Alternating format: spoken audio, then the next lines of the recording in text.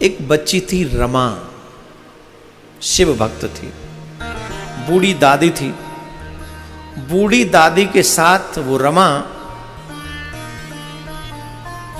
शिव जी के मंदिर जाया करती थी और शिव जी पे जलाभिषेक किया करती थी, दर्शन किया करती थी, शिव जी का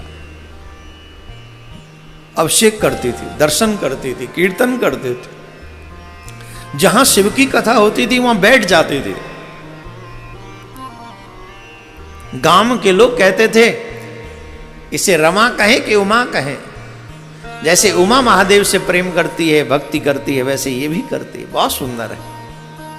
धीरे धीरे वो कन्या बड़ी हुई और एक दिन उस कन्या का विवाह हो गया।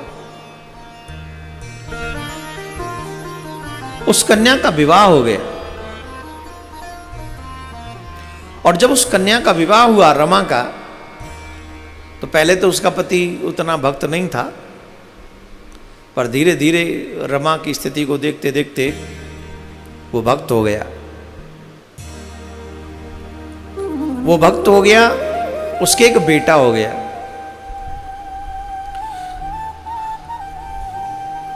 बेटा होने पर ये संयोग ही है, ये क्या कहें, ये भाग्य है अथवा जो भी आप समझें वो समझें। बेटा हुआ, कुछ समय बाद उसके पति का देहांत हो गया। पहले तो अपनी मां का बड़ा ध्यान रखता था, उसका पुत्र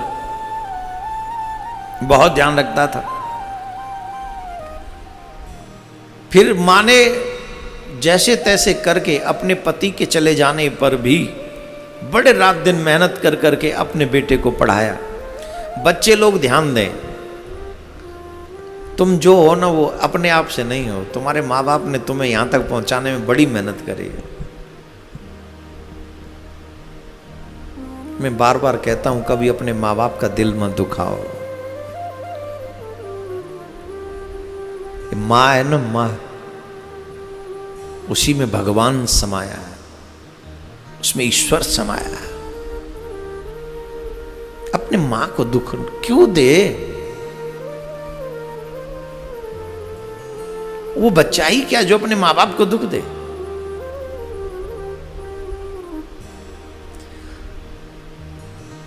रात दिन मेहनत कर करके, रात दिन मेहनत कर करके उसने अपने बेटे को पढ़ाया, पढ़ा लिखा कर उसे अच्छी जॉब दिलवाई और जब उसको अच्छी जॉब मिल गई तो उसका विवाह भी हो गया। विवाह हो गया और विवाह में पढ़ी लिखी, जब बेटा पढ़ा लिखा है तो पढ़ी लिखी बहू भी आ गई और पढ़ी लिखी बहू आ गई तो बस पढ़ी लिखी बहू को क्या चाहिए, हैं? पढ़ी लिखी थी। अब क्या करे, जब पति चला जाए जॉब पे तो पीछे से सास से लड़े और जब पति आ जाए तो सास के साथ अच्छा बर्ताव करे। मां रमा क्योंकि शिव भक्त थी और शिव भगवान के जो भक्त हों, चाहे कृष्ण भक्त हों, राम भक्त हों, शिव भक्त हों, उनका एक स्वभाव होता है वो किसी की बुराई को किसी से शेयर नहीं करते। बुराई छोड़ो, उसका काम। और प्लस माँ तो फिर ये चाहती है कि चलो मैं सह लूं, मेरे बेटे को क्यों तंग करूं, मैं इस बात को अपने बेटे को बताऊंगी, बेटा भी दुखी होगा, तो नहीं, ये ठीक नहीं। कोई बात नहीं, बहू जो मुझसे कहती है कहे, कोई बात नहीं। तो ये सह लेती है, मां सह लेती है, अपने बच्चों के लिए सह लेती है। परंतु डे बाई डे उस बहू की आदत और बिगड़ती जा रही थी। भोजन बनाती तो भोजन में नमक ज्यादा डालती हो, तुम्हारी मां ने ऐसा कर दिया। कभी कुछ कर देती, बोल तुम्हारी मां ने ऐसा कर दिया, तुम्हारी मां ने ऐसा कर दिया, तुम्हारी मां ऐसी, तुम्हारी मां ऐसी। एक दिन बहू बोली, सुनते हो? बोली हाँ जी सुन रहा हूं, बताओ। बोली या तो तुम्हारी मां रहेगी इस घर में या मैं रहूं, मुझे नहीं रहना। बोले हाँ माँ बूढ़ी हो गई है, अब ये पहले जैसी नहीं रही माँ। तो बोले ठीक है, मैं जाऊंगा वृद्धाश्रम में, बात करके आऊंगा और माँ को वहां वृद्धाश्रम छोड़ाऊंगा, तुम 1-2 दिन और प्रतीक्षा करो। बोले भेज आना। बोले हाँ हाँ तुमने कह दिया, तुम्हारी आज्ञा का पालन होगा। मां को वृद्धाश्रम छोड़ाए, कोई बात नहीं। बोले ठीक है, ये अच्छी बात है।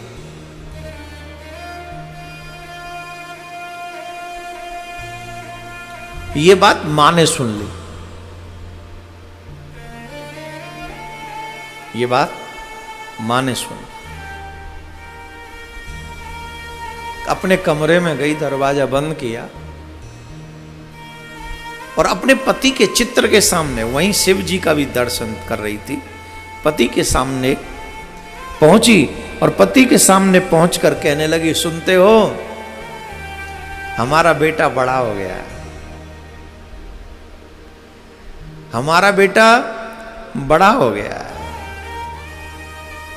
और बेटे की दृष्टि में अब मैं बूढ़ी हो गई हूं, अब मैं घर में रहने योग्य नहीं रही। अब मेरा बेटा कहता है कि मैं इसे वृद्धाश्रम छोड़ाऊंगा।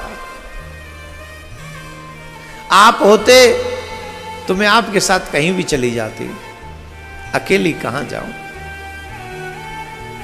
एक दर्द भरी बात कह दी उसने। जब बहुत दुखी होती है ना मां, तब कहती है। उसने कहा कि तुम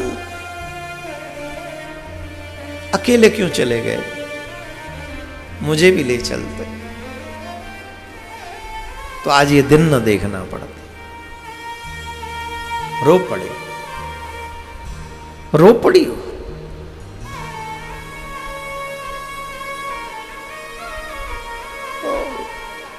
अचानक से उस तस्वीर में से आवाज आई, क्यों रोती हो रमा, तुम्हें नहीं रोना चाहिए, क्यों रोती हो, रो नहीं। बोले रो ना, तो बेचारी आश्चर्य में पड़ गई, आवाज कहां से आ रही है, इधर उधर देखने लगी। बोले तुम समझो, ये जो तुम शिव भक्ति करती हो इसी का प्रभाव है कि मैं आज तुम्हें बोलने में सक्षम हूं, मैं बोल सकूं और तुम सुन सको। इसमें मेरा प्रभाव नहीं है, ये तुम्हारी शिव भक्ति का प्रभाव है। भोलेनाथ ने मुझे भेजा है तुम्हारे दुख को देखकर। रमा के पति कहते हैं इस बात को। तस्वीर में से आवाज आ रही है।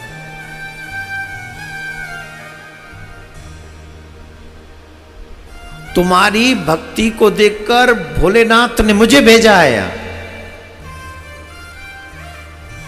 ये तुम्हारे रोने के लिए नहीं है समय, तुम्हें रोना नहीं चाहिए। बाबा भोलेनाथ तुम्हारी भक्ति से बड़े प्रसन्न है, शिव प्रसन्न है तुम्हारी भक्ति से। बोले मैं कैसे मानूं कि शिव प्रसन्न है। बोले मेरे शिव ने, तुम्हारे शिव ने तुम्हारे लिए एक संदेश भेजा। बोले क्या। उस अलमारी का जब पट तुम खोलोगी, उस अलमारी का पट जब तुम खोलोगी, उस अलमारी में तुम जो मांगोगी तुम्हें वही मिलेगा, लेकिन एक ही बार मांगना। एक बार में तुम जो मांगोगी तुमको वही मिलेगा। और मैं तो तुमसे यही कहूंगा कि तुम बहुत सारा पैसा मांगो, बहुत सारा पैसा। तुम ये बेटा तुम्हें वृद्धाश्रम भेजना चाहता है ना, मैं तुम्हारा पति हूं, मेरी बात मानोगी, वृद्धाश्रम मत जाना। तो बोले हमारा गांव में एक घर है ना, वो पुरानी सी झोंपड़ी जहां हम और तुम रहते थे, इस पैसे को लेके तुम उस झोंपड़ी में चली जाओ। अपने चाहे घर बनाना नहीं बनाना हो तो वहीं अपने आराम से जैसे रहो, इसमें जितना पैसा तुम्हें चाहिए उससे ज्यादा मिलेगा, खोल के देखो। लेकिन एक ही बार जो मांगोगी वही मिलेगा, दोबारा फिर कुछ नहीं मिलेगा। बोल ठीक। उसने खिड़की खोली और कहा बाबा इसमें धन हो, मुझे वृद्धाश्रम नहीं जाना, मैं तो वहाँ झोंपड़ी में चली जाऊंगी, वहीं तेरा मंदिर बनाऊंगी, तेरे मंदिर के सामने बैठकर हमेशा कीर्तन करूंगी। और मैंने तो सुना है जो तेरे सामने अपने प्राणों का त्याग करता है, तेरे दर्शन करते करते, तेरा नाम लेते लेते जो प्राण त्यागता है उसकी मुक्ति हो जाती है। और मैंने तो ये भी सुना है महादेव, जिसका कोई नहीं होता उसका तू होता है। मेरा पति तूने ले लिया, मेरा बेटा ऐसा करता है, अब मुझे सिर्फ तेरे सिवा किसी के साथ नहीं रहना। खिड़की खोली, वो अलमारी खोली, उस अलमारी में बेशुमार पैसा था। कम से कम बैग भर जाए उससे ज्यादा। बेशुमार मतलब बैग उतना नहीं, बैंक के बराबर नहीं था, पर बैग में भर जाए इतना खूब पैसा। फिर मेरे पति शिव जी की बात मानकर आए, बड़ी खुश हुई मन ही मन। रात्रि के 9-10 बज रहे थे, लाइट बंद करी कि रात्रि में नहीं, कल सुबह सुबह निकल जाऊंगी।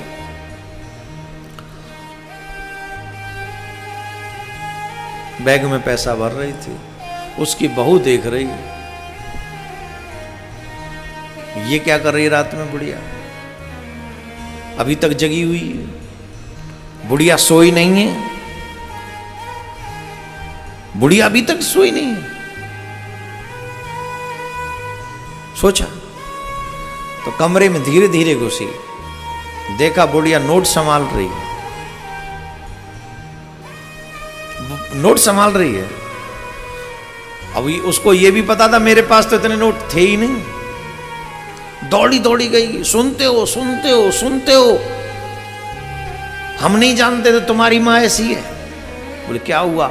अरे हम और तुम 7 जन्म तक इतना पैसा नहीं कमा सकते जितना पैसा उसके पास है। इतना पैसा लेके बैठी हुई और हमारी हेल्प नहीं करती है तुम्हारी माँ। मैं तो कहती हूँ पैसा छुड़ा लो, धक्का मारो, इसे वृद्धाश्रम भी मत भेजो। इतनी कपटी है, इसने बताया नहीं इस पे पैसा है।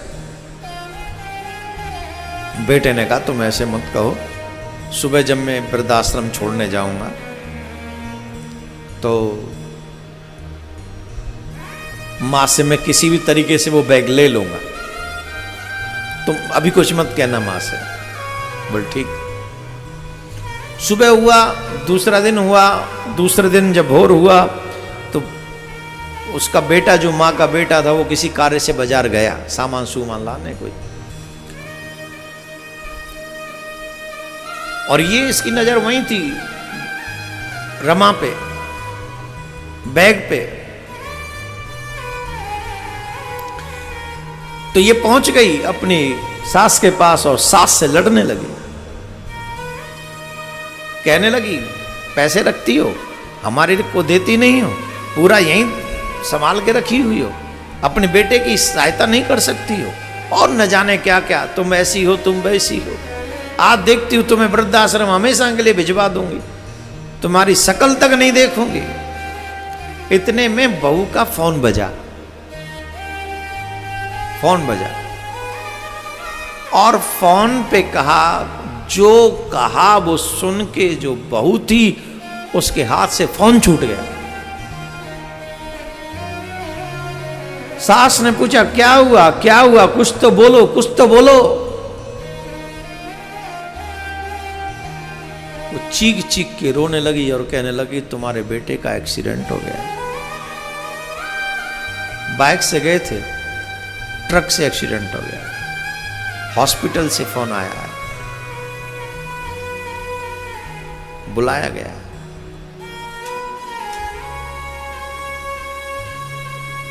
मां पर क्या बीती होगी तो मां ही जाने, हम तो बयां भी नहीं कर सकते। वो रोने लगी बड़ी जोर जोर से, बहू जाने के लिए दौड़ रही थी। इतने में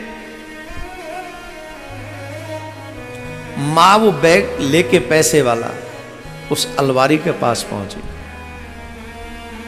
और कहने लगी महादेव, ये जो तुमने पैसा मुझे दिया है ना, इसे वापस ले लो,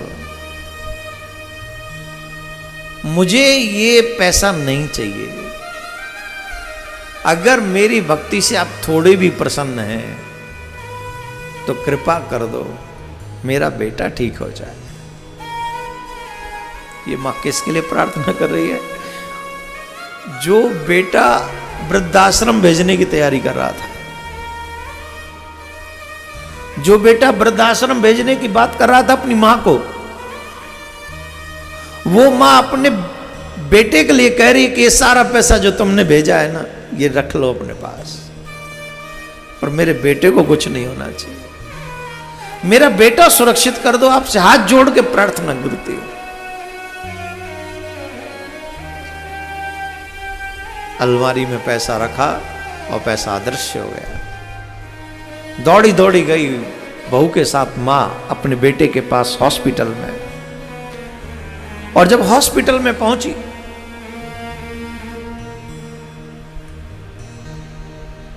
रो रही, बहू रो रही है। डॉक्टर ने कहा हमारे हाथ की बात नहीं, हमारे बस की अब कोई बात नहीं, हमने जो करना था वो कर चुके, लेकिन अब हम और कुछ नहीं कर सकते, बस ये समझो। मां कहती है मेरे बेटे को कुछ नहीं होगा, महादेव की कृपा है, शिव की कृपा है। बहू डॉक्टर से कह दे सिर्फ अपना काम करे, और ये ले महादेव का चरणामृत लाई हूं, कैसे भी बेटे को पिला दे। मां का विश्वास देखिए, महादेव पर भक्ति किस हद तक है इस मां को, उस विश्वास को देखिए।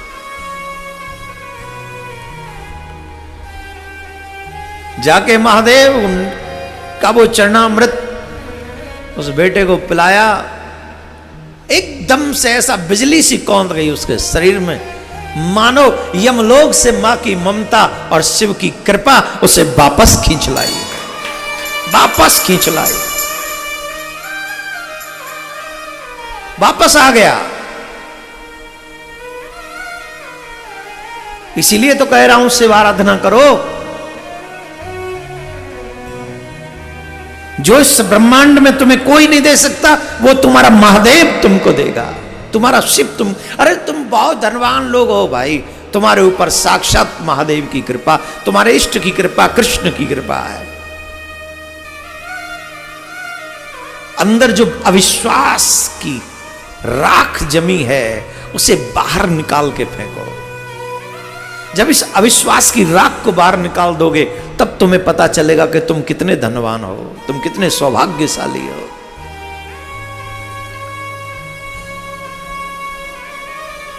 कुछ दिन में बेटा ठीक हुआ।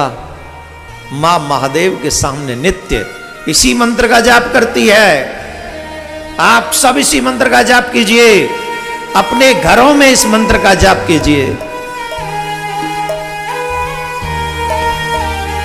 ओम नमः शिवाय, हरि ओम नमः शिवाय, ओम नमः शिवाय, हरि ओम नमः शिवाय, ओम नमः शिवाय, हरि ओम नमः शिवाय, ओम नमः शिवाय, हरि ओम नमः शिवाय, ओम नमः शिवाय, हरि ओम नमः शिवाय,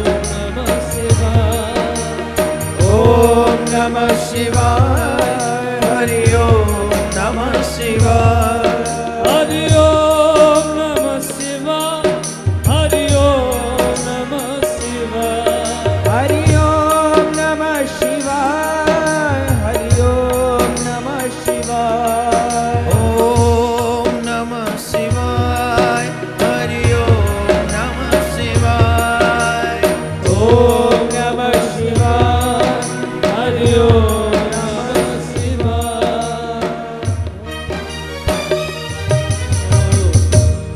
जब तक बेटा ठीक नहीं हो गया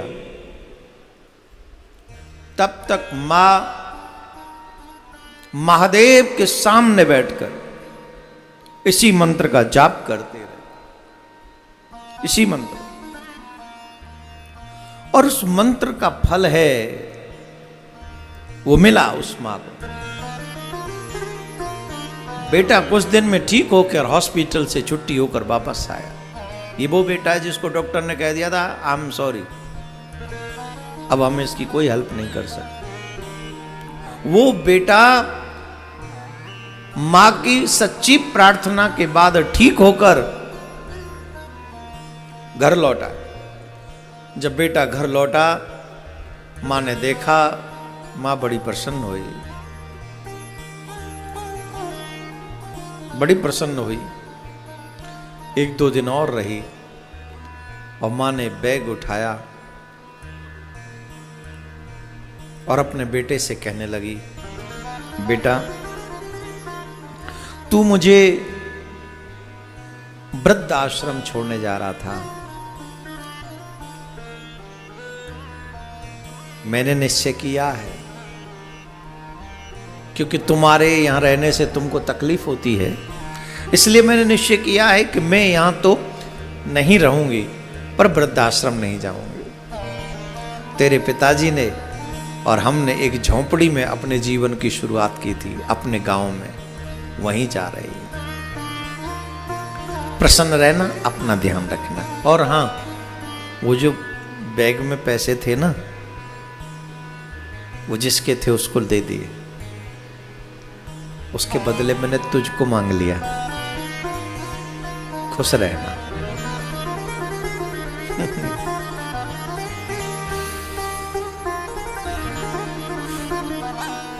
भारतीय बेटा था, गिर पड़ा पैरों में गिर के कहने लगा, मां तू मुझे अपने हाथ से मार जा पर अब मत जा, अब मत जा, मुझे पता है ये जीवन मेरा नहीं, ये जीवन तेरा है, तेरी प्रार्थना से मुझे ये जीवन मिला है।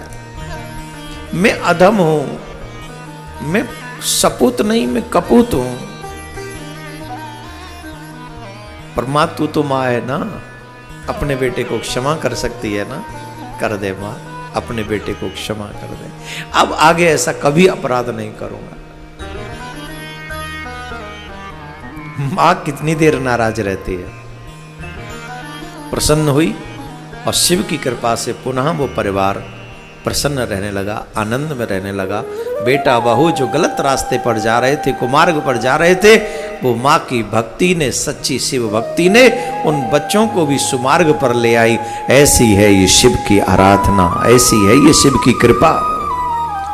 राधे राधे बोलना पड़ेगा, ऐसे नहीं, थोड़ा जोर से।